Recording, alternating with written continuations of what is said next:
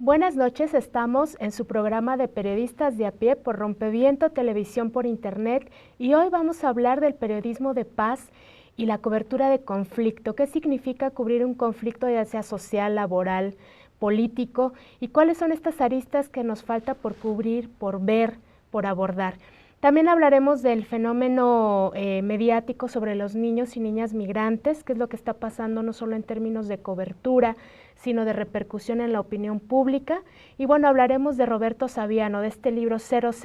Quédese con nosotros.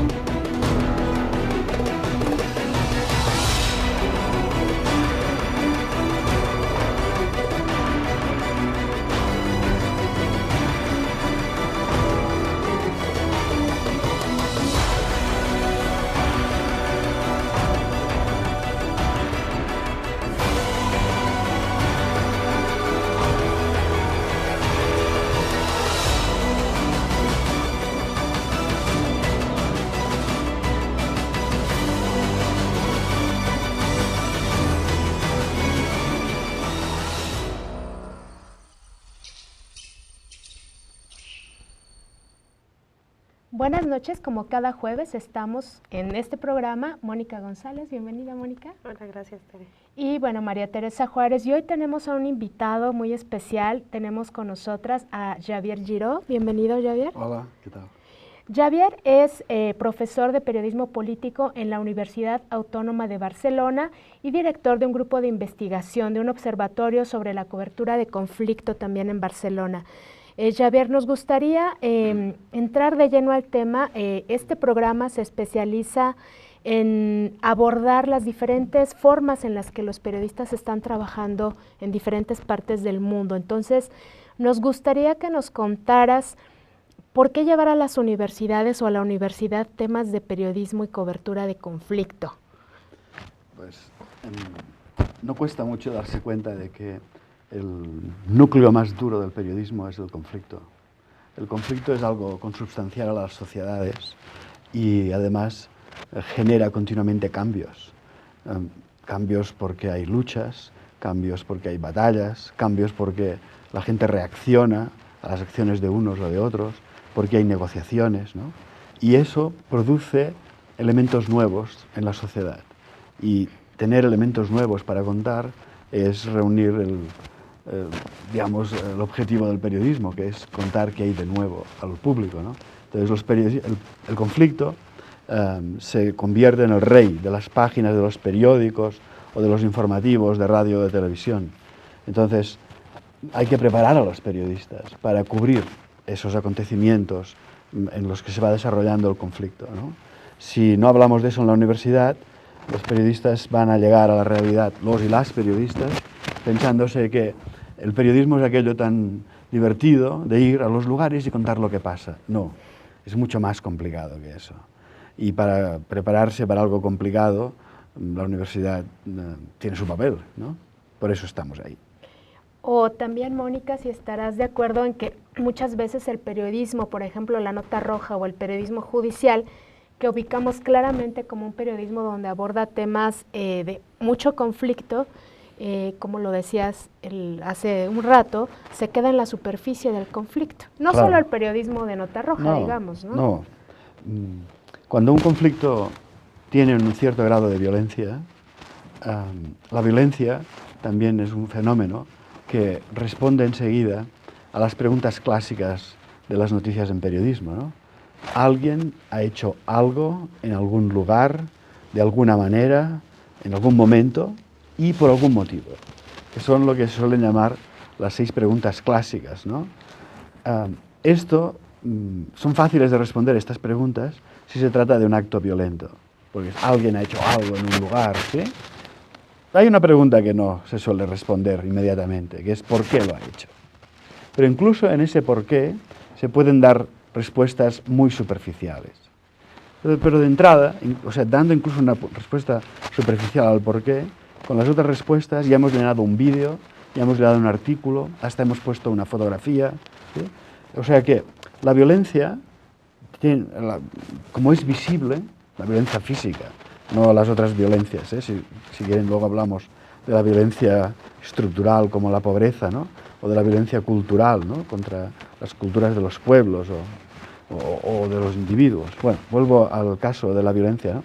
Entonces, la violencia tiene, la física, tiene un conjunto de elementos que en una primera instancia ya satisface la necesidad de datos que pide el periodista a la hora de elaborar una información, ¿no?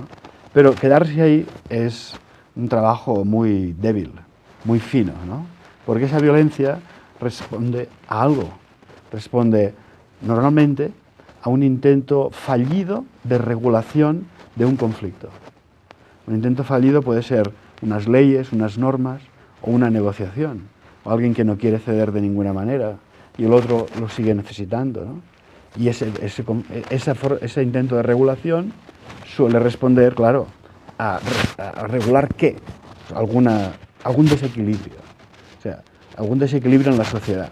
Unos tienen agua y otros no la tienen. Unos tienen tierras y otros no tienen tierras. Unos tienen comida y otros no tienen comida. O a veces no es tan drástico, a veces es simplemente que se disputan, partes distintas, se disputan un bien, que entienden que es, uno entiende que es suyo, otro entiende que es del otro, ¿no? O se disputan una forma de entender la vida, ¿no? Puede haber muchos casos, ¿no? En las fábricas, en los trabajos, ¿no? Puede haber en la vida cotidiana, en los barrios, en las ciudades, entre países. Aunque entre países no está muy bien dicho, porque en realidad la guerra no la hacen los países. O sea, los pueblos ponen la carne de cañón, pero quien las declara suelen ser los gobernantes. Pero eso es, bueno, otro tema en particular, al cual podemos ir. Bueno, es que un amigo canadiense periodista me decía, pues es que en mi pueblo lo más grave que pasa es que, no sé, que el gato se subió a un árbol y llegan los bomberos, exagerando. Sí. Y me decían, y llegas a México y todo es un conflicto. ¿Cómo entiendes el conflicto desde el abordaje del periodismo de paz? Pues el conflicto, lo primero que hay que pensar, pienso, es que los conflictos son naturales en todas las sociedades. El amigo canadiense es tan ciego como el que no quiere ver, ¿sí? Porque claro, si él vive en la gloria, entre nubes, y solo le molesta el maullar de su gato, pues feliz él, ¿no? Pero me puedo asegurar que en cualquier pueblo de Canadá, como en cualquier otra parte, hay conflictos más importantes que el del gato, ¿no?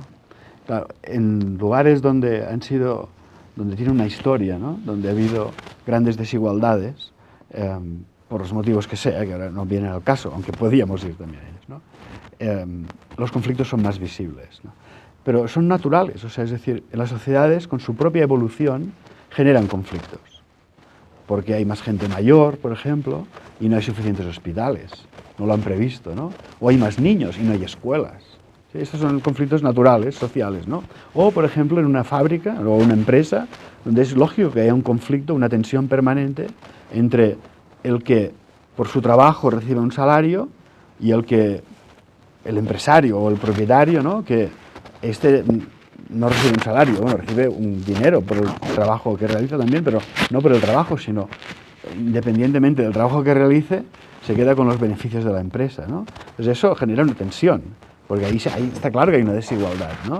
En uno que tiene poder que otro que no tiene, uno que recibe un salario a cambio de un trabajo y el otro se lo tiene que dar el salario, ¿no? Bueno, quiero decir que los conflictos, bienvenidos los conflictos.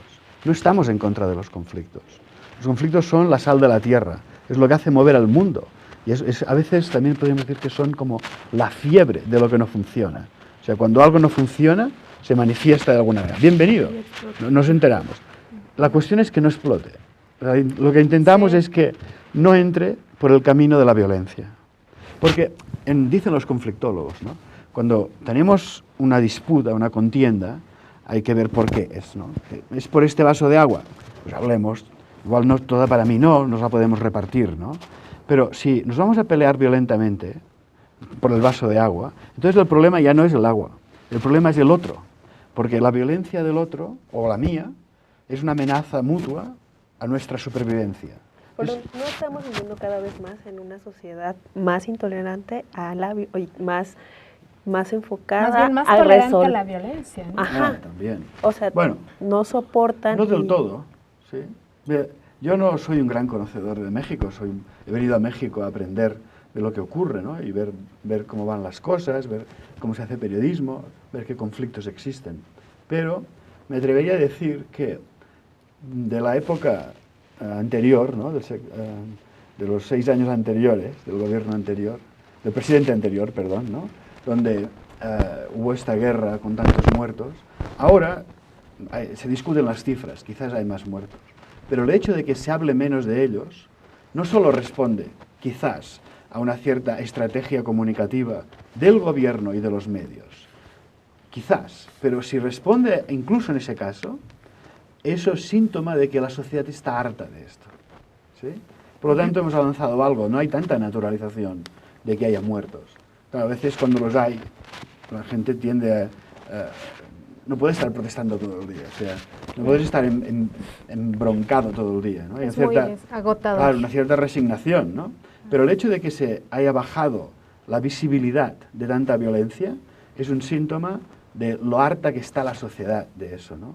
De esa violencia. Por eso es ya muy difícil combatirla, es muy difícil llevar los conflictos, cuando ya tienen violencia, llevarlos a un terreno donde no haya violencia.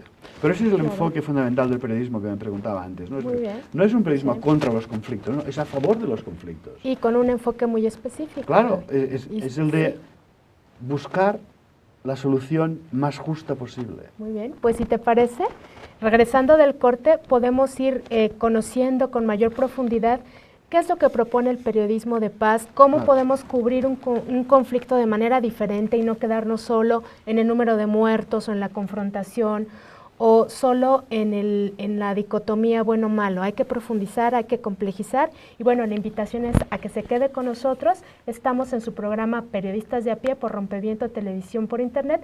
Quédese con nosotros, estamos conversando con Xavi Giró, periodista especializado en periodismo de paz y conflictos.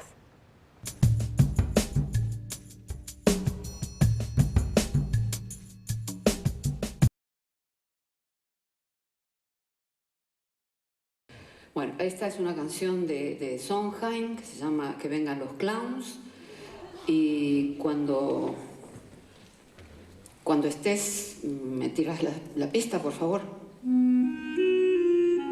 Esta es una manera de hacerla. Yo nunca me levanto tan temprano, entonces no tengo la voz puesta, no es mi mejor hora para cantar. Además están esperando que lo haga divinamente. Y por ahí me sale para la mierda. Bueno, me faltan 2, 3, 4, voy a contar. 2, 2, 3. Qué triste final para un amor. Yo que quería triunfar, tú un soñador. El agudo me salió para la mierda. Que vengan los clowns. No quiero llorar. ¿Qué hago con las manos?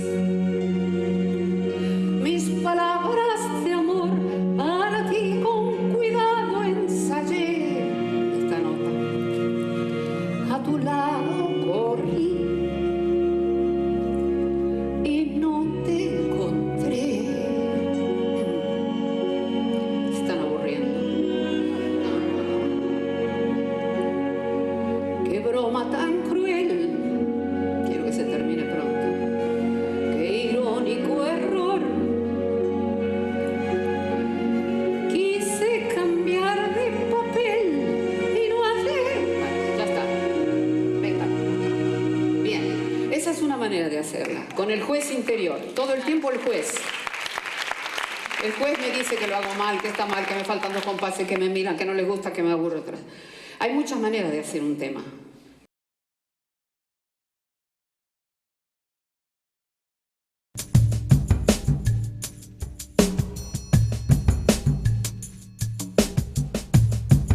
Continuamos con la charla con Javier Giró, profesor de periodismo político en la Universidad Autónoma de Barcelona. Mónica, y estábamos conversando ahora en el corte sobre cómo podemos hacer esa disección como periodistas, cómo podemos repensar nuestro trabajo. ¿Cómo se puede?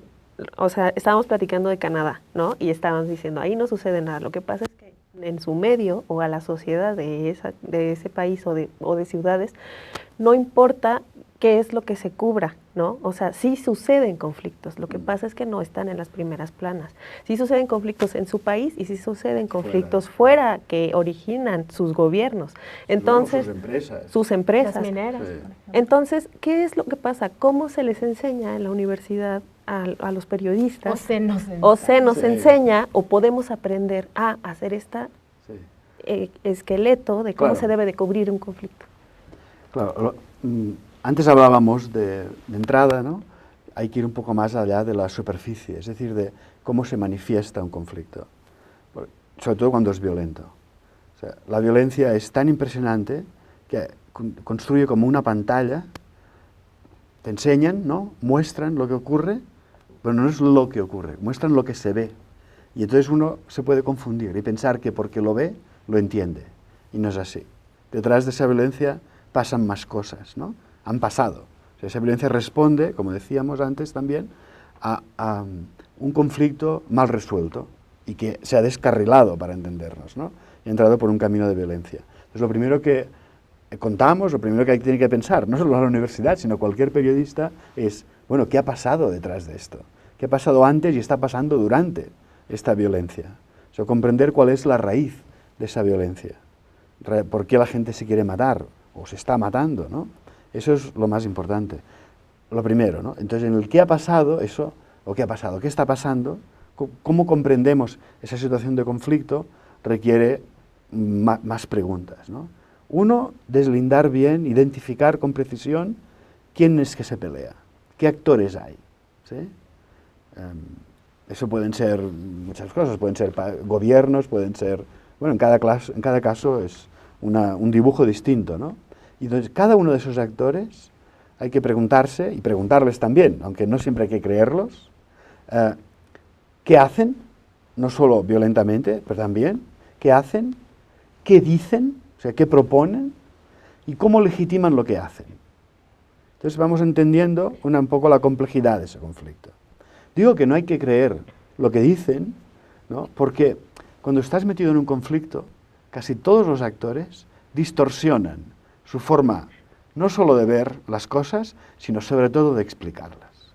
Casi siempre los actores metidos en un conflicto maximizan sus virtudes, sus aciertos, sus conquistas, y hacen al revés con la contraparte, con lo que están peleándose, ¿no? Minimizan lo que tenga de verdad, de justo, de lo que diga su enemigo. Y al revés con las cosas malas. O sea, lo malo mío es muy poco malo, mis pecados son muy poco pecados, mis errores son menores. Sin embargo, los del enemigo son todos exagerados. Claro, y eso es algo muy importante para un periodista, porque imaginémonos que nosotros estamos cubriendo un conflicto y ponemos el micro delante de cada actor, ¿no? Y cada actor nos cuenta su película. Cada actor nos cuenta el discurso como le conviene. Y nosotros trasladamos eso al público, ¿sí? Claro, entonces lo que llega al público es un mensaje distorsionado por los dos lados. Entonces no tenemos una responsabilidad que va más allá de dar la voz a todos los actores. Nuestra principal responsabilidad no es dar la voz a todos los actores, es contar de la mejor forma posible, el mejor análisis que tengamos, contar qué ocurre, cuál es el conflicto más allá de la violencia. También hablando de la violencia, pero no solo de la violencia visible, también de la invisible, de lo que va dejando, etcétera, ¿no? De muchas cosas. Esa es la principal preocupación que debemos tener. Ese es nuestro contrato con el lector, con la audiencia. Luego, si damos la voz a uno u otro, es secundario. Está bien que la demos, ¿sí? Pero también está bien que cuando un actor diga cosas que son mentira o exageraciones, nosotros se lo contemos al público. Porque el público no tiene más elementos para entender lo que ocurre que lo que él directamente vive, y a veces vive lejos de eso, y aparte de eso, de lo que le contamos desde los medios. Y eso es lo que hay que contar, eso es lo que hacemos en la facultad, pero no solo en la facultad. Me consta que hay grupos de periodistas en los medios más grandes y en los medios pequeños que trabajan con esta preocupación, ¿no? Sí, Xavi, pero en el caso de un conflicto donde, por ejemplo, una comunidad se enfrenta a una minera o al mismo Estado, aunque podamos reunir las voces, es una relación asimétrica, Claro. ¿no? Entonces, aunque de uno y de otro lado exacerben las versiones... uno tiene más poder que el otro. Uno tiene más Claro, poder que el eso otro. también hay que tenerlo en cuenta. ¿Cómo abordas el conflicto en términos, no objetivos, porque bueno, esa disyuntiva ya no existe, sino cómo lo abordas desde una perspectiva mucho más equilibrada para tratar de exponer esa desigualdad? Sí. Por ejemplo, en México, o sea, esta parte de escuchar a todos los actores, el gobierno o los gobiernos, ¿no?, tienen el eco más grande, Sí. ¿no? Y entonces abordan la mayoría de las, Sí. con comunicados, con presentaciones, Sí. con todo esto. Pero el eco se lo damos nosotros, los medios. ¿Sí? Bueno, a veces los poderosos, sea gobierno o sea empresas con muchos recursos, tienen la capacidad de influir tanto en los medios que te obligan, ¿sí?, a decir unas cosas, o hacerles casos en unas cosas o en otras, ¿no? Pero voy a poner un ejemplo para ilustrar lo que estamos hablando, ¿no? Hace unos años hicimos un estudio de cómo una empresa automovilística en Barcelona puso condiciones a los trabajadores para traer la producción de un nuevo coche. La empresa más o menos planteó sintéticamente que los trabajadores debían aceptar congelación de salarios, ¿sí?, un replanteamiento de la plantilla con algunos despidos, pero luego los recolocaban, o sea, no se perdían, pero congelación de salarios y renuncias a algunas prestaciones, ¿no?, y quizá contratos a nuevos trabajadores, pero en peores condiciones.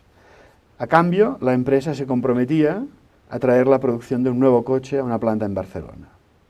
Si los trabajadores no aceptaban, la empresa, según la empresa, habría que despedir a 1.500 trabajadores. ¿Sí? Bueno, esto es la negociación, ¿verdad? Es una negociación. Alguien le podría llamar chantaje, no hace falta, es una negociación típica. Se ha vuelto a repetir ejemplos similares, ¿no? Cuando hicimos el estudio de cómo los diarios, en este caso estudiamos periódicos, es lo mismo para la televisión, no la radio, cómo habían cubierto este conflicto, nos dimos cuenta de que en la mayor parte de los artículos la perspectiva dominante era la de la empresa, ¿sí?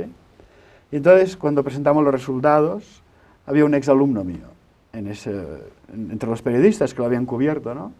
Y a la luz de este resultado, había más, claro, él respondió, bueno, claro, pero es que la empresa convocaba la mayor parte de las ruedas de prensa. Entonces yo le miré y le dije, ¿y qué más da? Ese es su problema, no el tuyo, ¿sí? O sea, claro, nosotros sabemos que quien tiene más poder en cualquier conflicto tiene más vozarrón, ¿sí?, tiene mejores técnicos, preparando mejores estudios, ¿sí?, pero eso no significa que tengan razón. Entonces nosotros debemos saber compensar esa aparente razón del poder, legitimidad que de entrada tiene, o que disfruta quien tiene poder, disfruta de una legitimidad regalada, ¿no? Pero ¿cómo lo hacemos? Claro, no lo podemos hacer solos tampoco. Nosotros tenemos limitaciones en nuestro conocimiento, porque hay muchos conflictos distintos, tenemos que ir cambiando, ¿no?, tenemos que ir cubriendo todo. Claro que tenemos que formarnos de la mejor forma posible, por supuesto, pero eso se hace no solo confiando en nuestras fuerzas, también buscando asesoramiento de analistas, de gente con quien confiemos, que se miran esos conflictos independientemente de quién tiene más fuerza, ¿no? O sea que no hay que pensar la labor del periodista como una labor individual, sino también colectiva, entre periodistas y con otras personas con otros expertos que pueden tener una mirada más independiente, ¿no? Que sufra menos esta presión de quién tiene poder y quién tiene menos poder. Incluso en el caso, como decíamos, ¿no?, de dar la voz a todos. Pues ya hemos dicho que no era lo más importante, pero es lógico que quien ha tenido estudios, quien tiene poder, tenga un discurso más articulado y por lo tanto más convincente de aquel o aquella que tiene poco o que le han quitado lo poco que tenía y que no ha podido estudiar, ¿no? Entonces, claro, no basta dar la voz a ambos, porque la persona con menos capacidad, ¿no?, pues siempre saldrá menos convincente, en principio, ¿no? Aunque nuestra audiencia no es ignorante y también se da cuenta, a veces por encima de las palabras, de quién tiene razón, ¿no?, o con quién hay que estar. Muy bien, Xavi, nos estás poniendo a pensar muchísimo en la forma en la que hacemos las coberturas, incluso quienes hacemos lo que se llama periodismo social o periodismo con enfoque social, repensar mucho cómo estamos cubriendo las notas o los acontecimientos, los conflictos. Y regresando del corte, nos gustaría que nos comentaras si hay conflictos más complicados de cubrir que otros porque presenten dilemas éticos o no, y a lo mejor comentar de algunos ejemplos. Bien. ¿Sí? Sí. Claro. Mientras tanto, quédense con nosotros, estamos en Periodistas de a Pie por Rompeviento Televisión por Internet. No se vaya.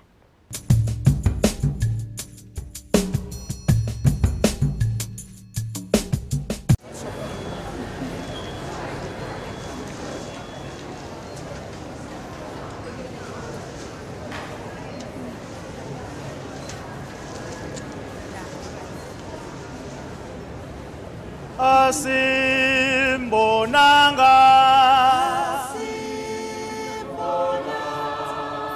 uMandela thina laphe khona laphe hleli khona asimbonanga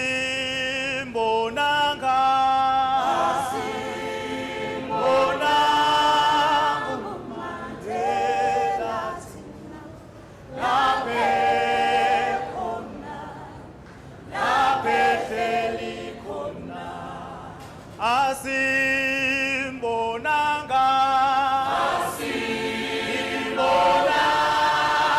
uMandela thina laphe khona laphe hleli khona kithi hey wena hey wena hey wena hey wena nawe sofika nini la sakhona kithi hey wena hey wena hey wena hey wena nawe sofika nini la sakhona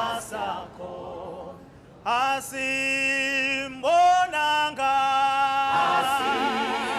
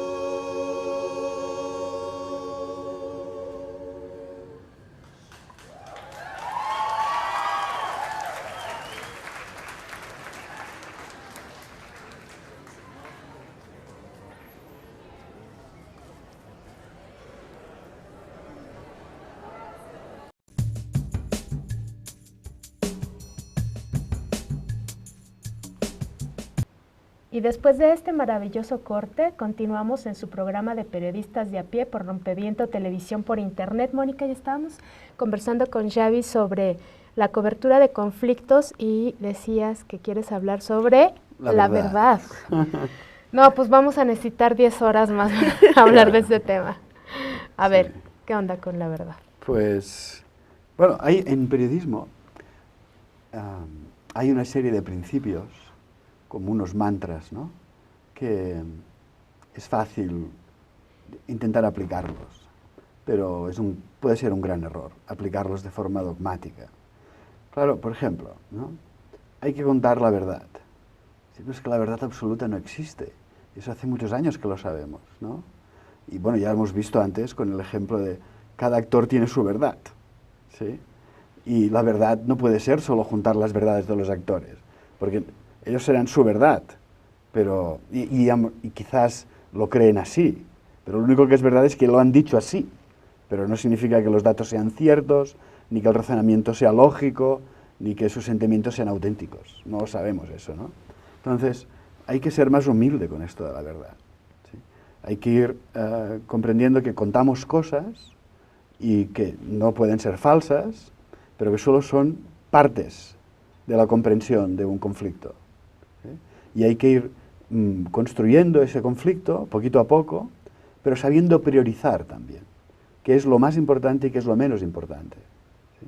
Una forma de mentir muy grande es decir muchas verdades, pero ninguna relevante, ¿sí? Esconder o no hablar de la más importante. Evidentemente eso, considerar qué es lo más importante, depende de cuál es nuestra visión de ese conflicto, de lo que consideremos que es justo, de lo que consideremos que conviene para reducir el sufrimiento humano, para encontrar una salida viable, efectiva, ¿no?, que nos transporte a una sociedad un poco mejor. Y eso es lo que hay que aceptar humildemente, que nuestro trabajo no debe ser guiado por la verdad, sino por la mejor comprensión de lo que ocurre y de la mejor comprensión de cuáles son las salidas más justas y con menos sufrimiento humano. Esto es muy importante, porque si pensamos en principios como este de la verdad, o por ejemplo, el principio del derecho a saber de las personas, ¿no? Bueno, el derecho a saber qué. Exacto. ¿Qué? Porque hay muchos dilemas en la vida, pero por ejemplo, uno de ellos que ocurrió en el conflicto irlandés, ¿no?, un periodista le dicen, 2 horas antes de firmar un acuerdo de paz, que una de las partes ha matado, un comando de una de las partes ha matado a un elemento de la otra parte. Entonces, claro, la gente, hay que saberlo eso, ¿no? Es una información, hay que darla inmediatamente. Pues posiblemente habría que darla inmediatamente, pero ¿cómo? ¿Cómo la das inmediatamente? ¿La das diciendo así simplemente que un grupo ha matado a un elemento de la otra parte? ¿Y entonces qué? ¿Tienes que darla independientemente de lo que prevés que va a ser la repercusión de esa información? Yo creo que no. Yo creo que esa información se podría dar si uno supiera que eso que ha ocurrido, ¿sí?, no va a poner en peligro la firma de un acuerdo de paz. Un acuerdo de paz puede ser imperfecto, casi todos son imperfectos, pero es un paso en la desescalación del conflicto. Es un paso afuera de la violencia física y por lo tanto nos permite empezar a dialogar y a pensar como seres humanos, a discutir sobre el agua que nos separa, no sobre la supervivencia de uno y del otro, ¿sí? Sin embargo, o sea, si das esa información así, pum, esa que estábamos hablando, puede ser que no se firme el acuerdo de paz. Y si no se firma, hay que seguir contando muertos, más muertos, y no saldremos del círculo vicioso de la violencia, ¿no? Por lo tanto, claro, ojalá pudiera dar la información diciendo, oiga, mire, público, ustedes no se asusten, no pasa nada. Bueno, he matado a una persona, pero el acuerdo de paz es mucho más importante. Si realmente se firma, avanzaremos. Y mañana ya discutiremos sobre qué ha pasado, porque lo han matado, porque quizás lo han matado justamente para sabotear el acuerdo de paz. Porque siempre puede haber muchos factores, elementos, otros actores que no están interesados en un acuerdo de paz. Por ejemplo, los que les venden armas a uno y otro, ¿verdad? O el que sale beneficiado porque el descontrol de la violencia le permite traficar con personas, con drogas o con lo que sea, ¿verdad? Puede haber muchos factores, muchos elementos, pero ahora dar la información en aquel momento no nos da tiempo a valorarlos todos. Quizá pues, se pudiera dar esa información con las precauciones necesarias sin poner en peligro el proceso de paz, ¿no? Pero quizás no, porque además cuando se da esa información, igual el que la da lo envuelve de una forma que lo haga lo menos nocivo posible para el acuerdo de paz.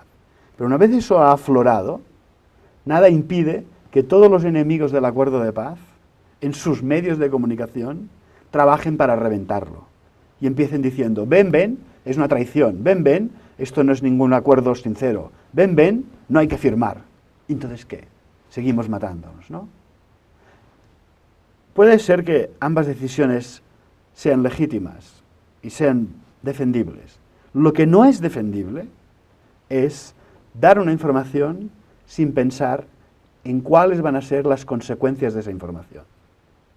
Por ejemplo, supongamos que hemos identificado a un individuo que es el culpable de algo considerado muy nefasto, ¿no? Y sabemos dónde vive. ¿Sí? Es información. ¿La vamos a dar por la tele? No. No, porque estamos pensando en las posibles repercusiones nefastas de eso. En un linchamiento. Exacto, no la damos. O sea, así de fácil. O sea que esto es un cambio de paradigma. ¿Sí? Ya no hay, los principios están bien. Saber, conocer, ¿sí? Están bien como orientaciones generales, pero hay un principio superior, ¿no? Que es más complejo y más difícil de gestionar, pero que consiste en tomar en las manos de uno, tanto como se pueda, ¿no? La consideración sobre las posibles consecuencias de la información que damos. Y eso viene en el momento en que tenemos una información, pero viene ahí, pero también antes, en el momento en que buscamos una información u otra. ¿Qué tipo de información buscamos?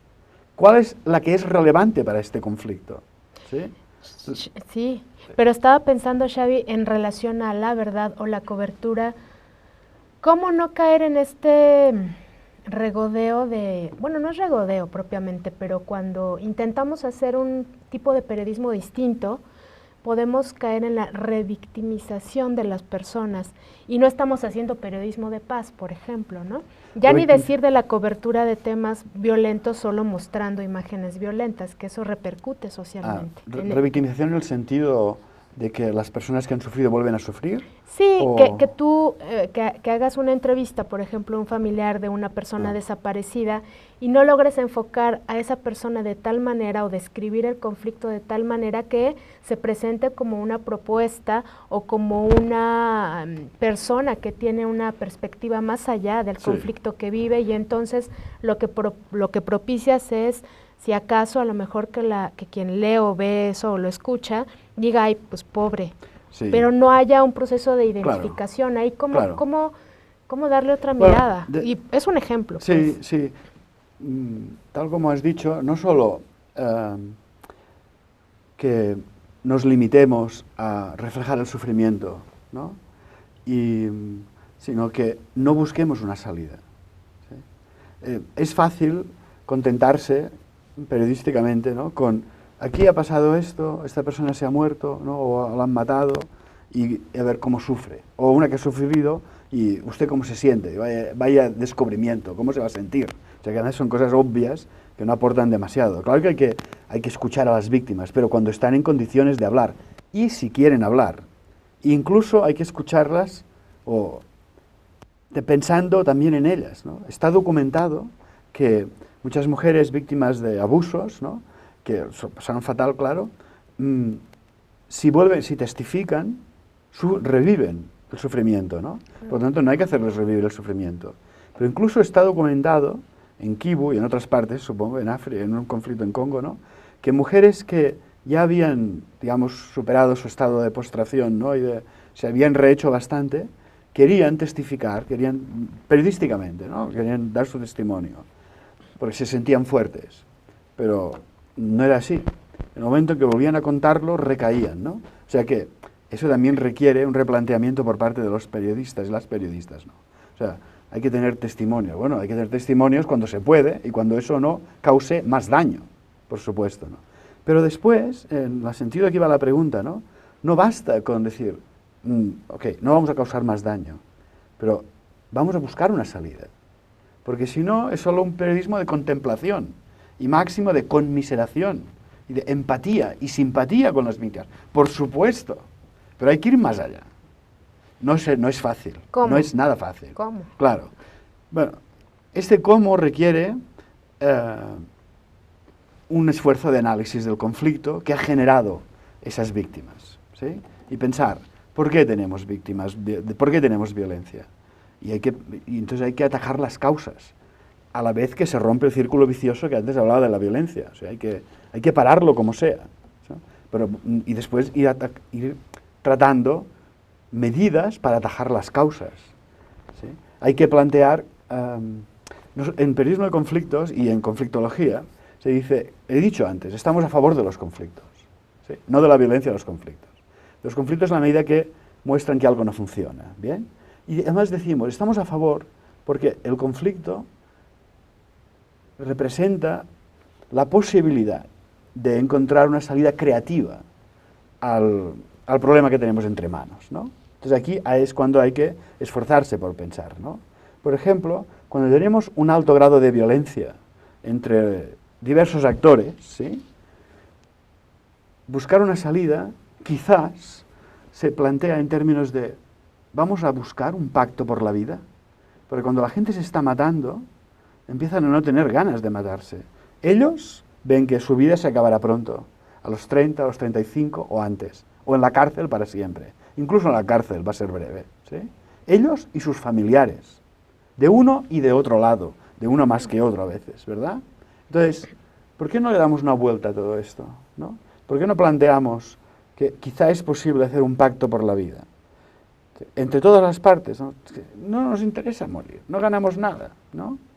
Igual vives intensamente unos cuantos años, ¿sí? Pero vivirás tú. ¿Y tú eres el único en el mundo?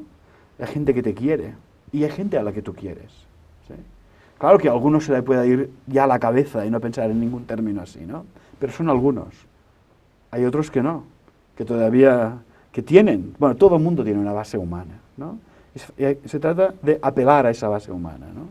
De hacerla florecer. Como antes decíamos al principio del programa, ¿no? Que los seres humanos pueden hacer cosas bien y mal, ¿sí? Hay que potenciar las buenas y despotenciar las malas. Pero siempre podemos hacer cosas bien y mal.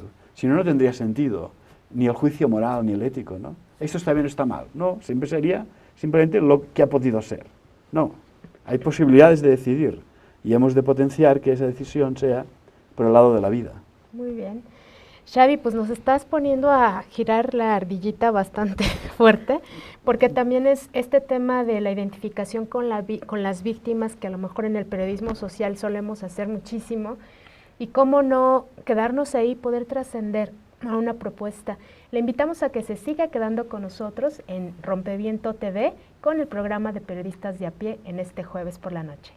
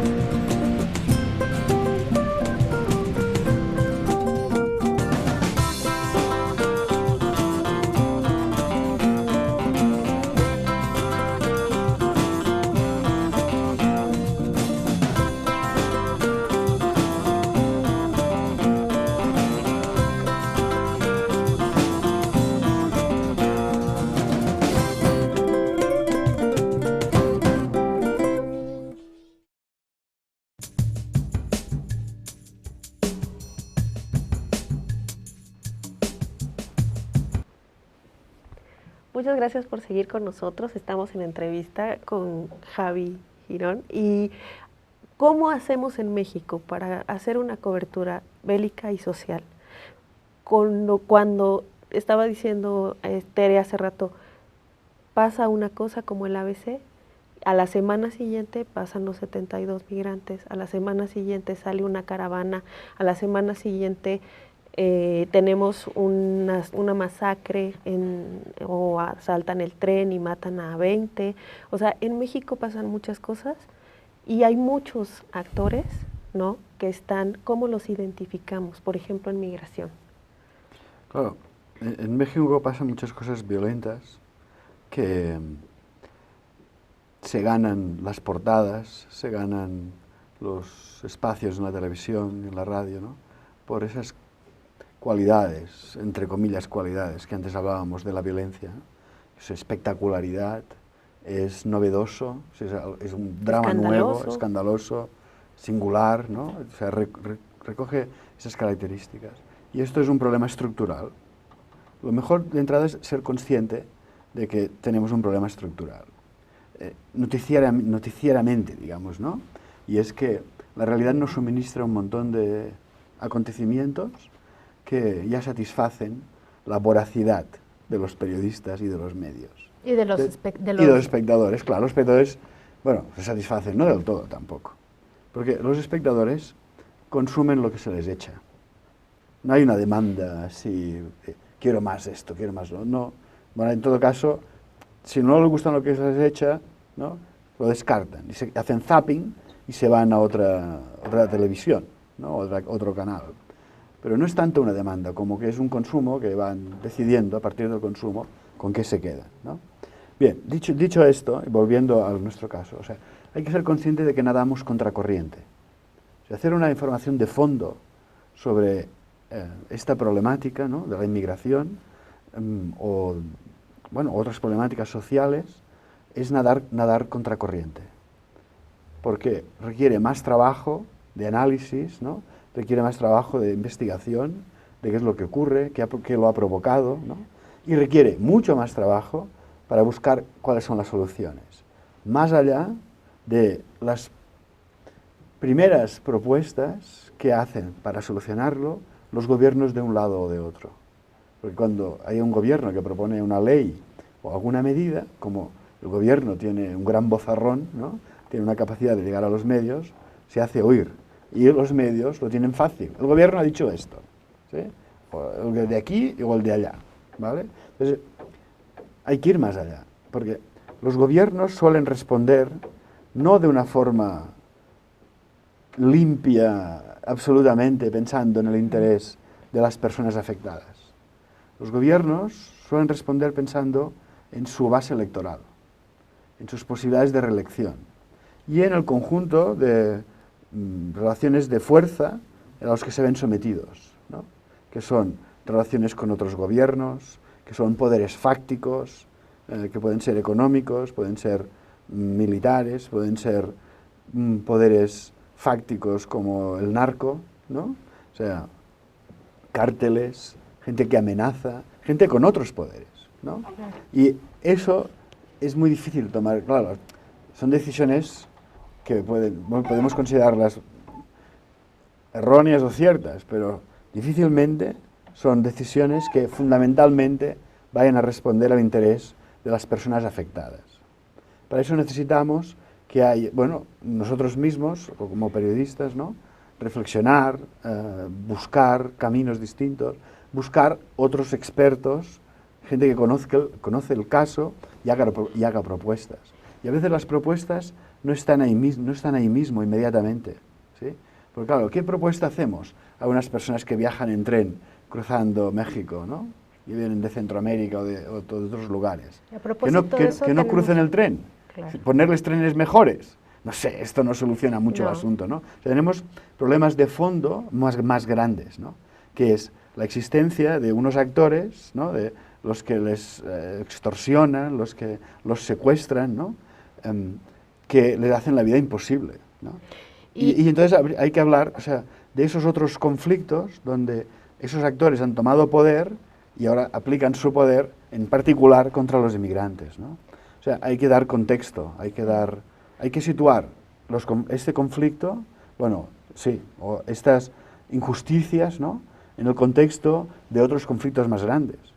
A propósito de esto, Xavi, antes de terminar el programa, queremos hablar de nuestro micrositio, sí, del micrositio de periodistas de a pie, que precisamente aborda el tema de migración y busca encontrar esas aristas. Nos gustaría que posteriormente lo revisaras y nos hicieras un comentario, una observación, críticas acerca del micrositio, porque creemos que es, bueno, un intento que desde periodistas de a pie hemos impulsado, más algunos compañeros que se dedican específicamente a él, que es precisamente esta imagen en pantalla que estamos viendo.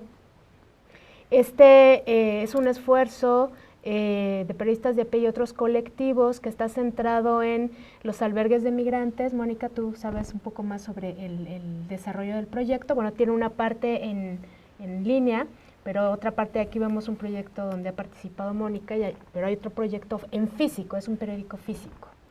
Sí, lo interesante del micrositio, creo, y creo que va mucho con lo que estamos platicando contigo, es que justo están tratando compañeros que están en la región, ¿no?, que ellos tienen o sea, casi 10 años en la cobertura de este tema, que ya se agotaron todas las vías para publicar, ¿no? Sí. Entonces, terminamos diciendo, es que mira, seguro que siguen pasando cosas.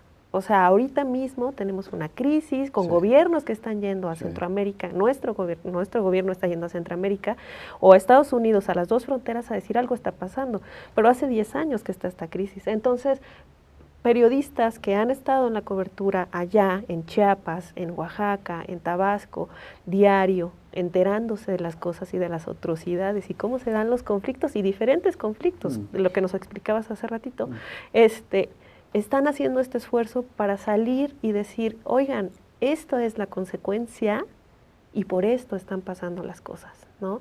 O sea, hay trabajos de Ángeles Mariscal y de Moisés, donde están hablando de migrantes y niños, ¿no?, que están tratando de cruzar, mujeres migrantes y niñas, cruzando todo el país y cruzando Veracruz, que es una de las zonas, y Tamaulipas, que es una de las zonas más conflictivas en México.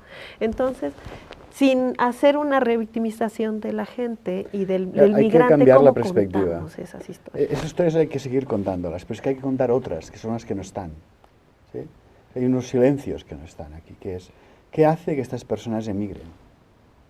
Y ahí está el origen del conflicto, ¿no? O sea, que son desigualdades económicas, es gente que no es feliz donde vive. ¿Y por qué no es feliz? No es ninguna manía. No es feliz porque le faltan cosas básicas a veces. O a veces simplemente, bueno, a veces no simplemente, está mal, o sea, los tratan mal. O a veces quieren mejorar, simplemente, ¿no? La inmigración no toda es igual, ¿no? En unos lugares emigran más aquel que simplemente quiere mejorar, pero que el que no tiene nada no puede ni emigrar, ¿sí? Claro. Pero con poquito se puede empezar a emigrar. Y esas personas lo hacen porque les empuja su necesidad, aunque sea psicológica, ¿no? Bueno, pero esa necesidad no es psicológica, digamos, es real, ¿no? De malas condiciones de vida. Del estómago. Sí, aunque a veces no es exactamente el estómago solamente, ¿no? Hace rato hablabas de la violencia, las diferencias de violencia, ¿no? Sufrir violencia en sus lugares y hay que atajar eso, ¿sí? Y atajar eso requiere políticas, bueno, no solo políticas, requiere cambios que se nos escapan prácticamente, ¿no? No digo que no haya que hablar, justamente digo que hay que hablar de ellos. Requieren cambios económicos mundiales, ¿no? Requieren en cada país, pero en cada país depende del mundo, sobre todo porque estamos tan relacionados, ¿no? Desde las maquilas a la ausencia de trabajo, ¿no? O desde la explotación de la tierra, independientemente de la gente que vive ahí, claro, eso expulsa a la gente de sus tierras, ¿no? Les quita el equilibrio que quizá habían conseguido en algún momento, o las guerras que han sufrido. Pero esas guerras no ha sido inocente los gobiernos del norte en esas guerras para nada, ¿no? O sea que hay que hablar de eso también. Si solo hablamos de esa gente que sufre en el proceso migratorio, estamos encerrados, porque dejamos de ver lo que ha causado su proceso migratorio. Y hay que atajar las causas de ese proceso.